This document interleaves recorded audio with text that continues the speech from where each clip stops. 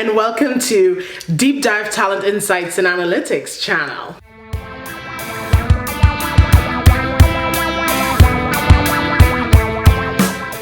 If this is your first time and you don't know who I am Kalifa Oliver, the resident expert on all things employee experience here at DeepDive.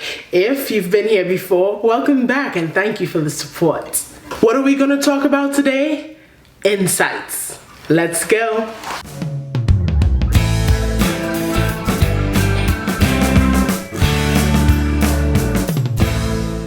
We often hear about insights when it comes to data. And in the world of people data, you always hear, well, tell me the insights, give me the insights, let me know what insights you're finding with all this data that you're collecting. In many business settings, when we're talking about the employee experience, you hear a lot of leaders asking for insights, especially when there's a lot of data being collected. That is especially true with surveys, and if you have any sort of continuous listening program or you're building one. So the first question, of course, is, what are insights? Insights are solution-oriented observations based on patterns and trends that are found in data. In this case, of course, people-related data. So that's the definition according to Kalifa. So if you use it, cite me.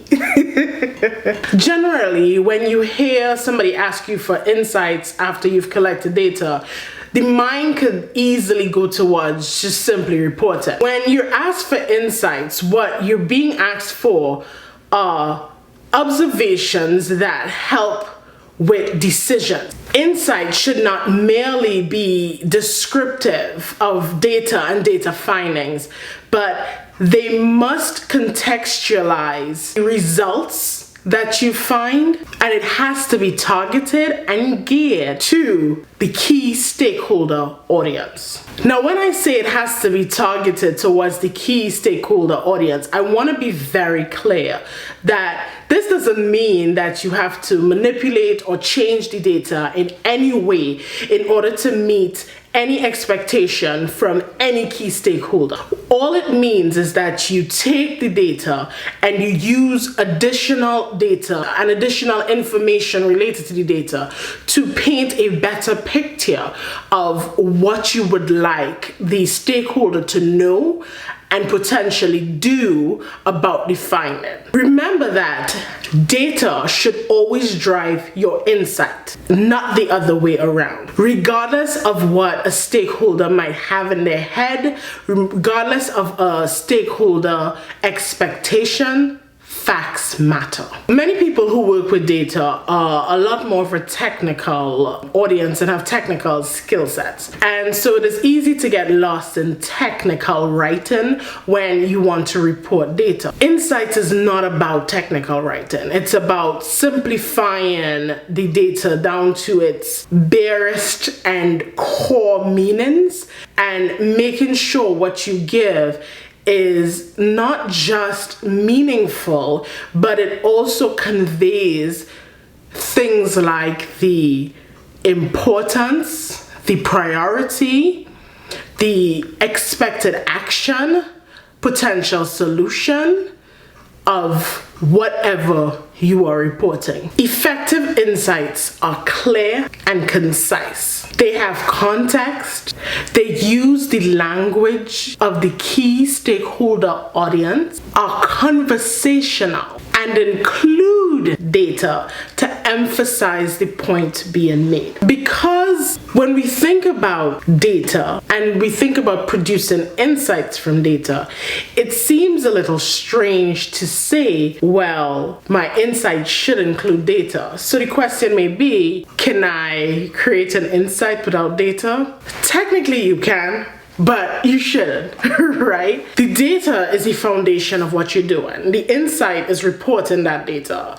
But when you create these insights, what it helps do is also build another foundation, and that's the foundation for storytelling and visualization, which we'll discuss on another episode. Insights need to drive action. If you write something and it's not driving an action, then you may just be reporting data, which is very different. Let me give you an example. If you get back engagement survey results and it says there's a 2% difference from last year to this year, that is not an insight.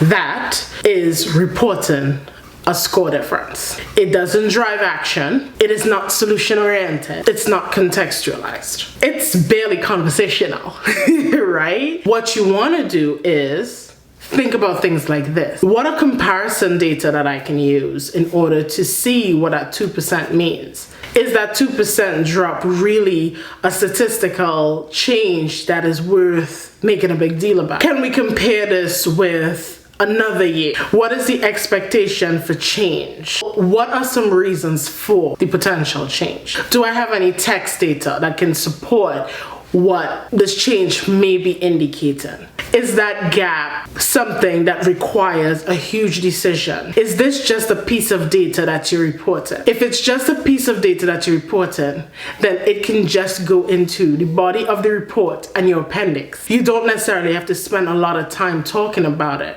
or drawing too much attention to it, because it might in effect be statistically meaningless.